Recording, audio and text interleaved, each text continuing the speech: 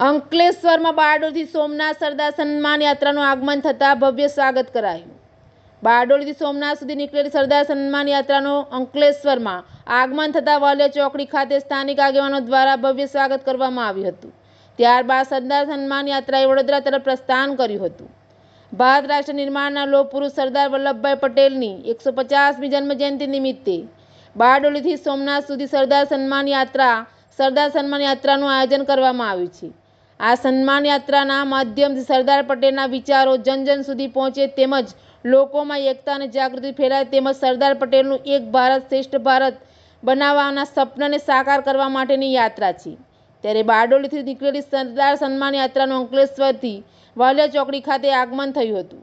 વાલિયા ચોકડી ખાતે અંકલેશ્વરના ખોડલધાર સમિતિના ટ્રસ્ટી હિંમત સેલડિયા, પંકજ ભુવા, ભરત પટેલ, ડેનિસ બુધ, નરેશ પૂજારા સહિત મોટી સંખ્યામાં આગેવાનો ઉપસ્થિત રહ્યા હતા અને જય સરદારના નાદ સાથે સરદાર સન્માન યાત્રાનું ભવ્ય સ્વાગત કર્યું હતું। ત્યારબાદ આ યાત્રાએ વડોદરા તરફ પ્રસ્થાન કર્યું હતું। એડીની સાથે રિપોર્ટ જયેશ પ્રજાપતિ, અંકલેશ્વર।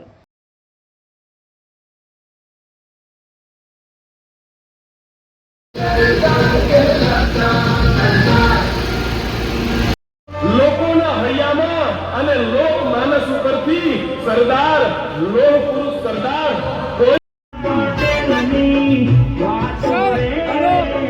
ગામડે ગામડે કેવી છે।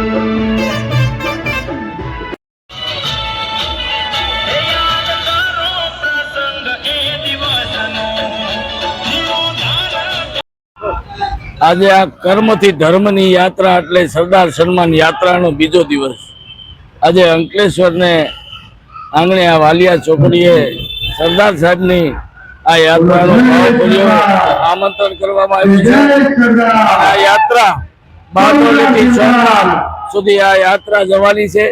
ત્યારે સૌ દેશવાસીઓને મારી એક અપીલ છે કે ચાલો સરદાર સાહેબને સાચી શ્રદ્ધાંજલિ આપીએ। આ યાત્રાના માધ્યમથી સરદાર સાહેબના વિચારો જન જન સુધી પહોંચે એ માટેની આ યાત્રા છે।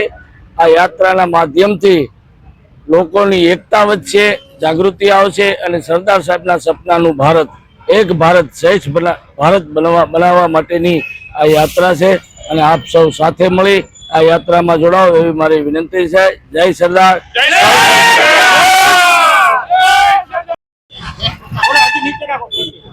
જય સરદાર, જય સરદાર। સરદાર સાહેબની જન્મ જયંતિ 150મી જન્મ જયંતિ નિમિત્તે આપણે બારડોલીથી જે ગોપાલભાઈ સમરડીવાળા આ યાત્રા લઈને સોમનાથ સુધીના 1800 કિલોમીટરમાં જવાના છે અને આ ભારતની એકતા અને અખંડિતતામાં આ જે યાત્રા નીકળેલી છે આ યાત્રાના સ્વાગત માટે અંકલેશ્વર આજે લેવા પટેલ અંકલેશ્વર સમાજ અને સમસ્ત સમાજ એમાં આજે આપણી સાથે અહીંયા આ જે છે એમાં બધા સમાજો આવેલા છે અને એનું સ્વાગત કરવાના છે અને સ્વાગત કરીને અહીંથી આ શોભાયાત્રા આગળ જે જાડેશ્વર મુકામે જશે અને ત્યાંથી પછી સોમનાથ સુધીનો 1800 કિલોમીટરનો આ શોભાયાત્રાનો કાર્યક્રમ છે।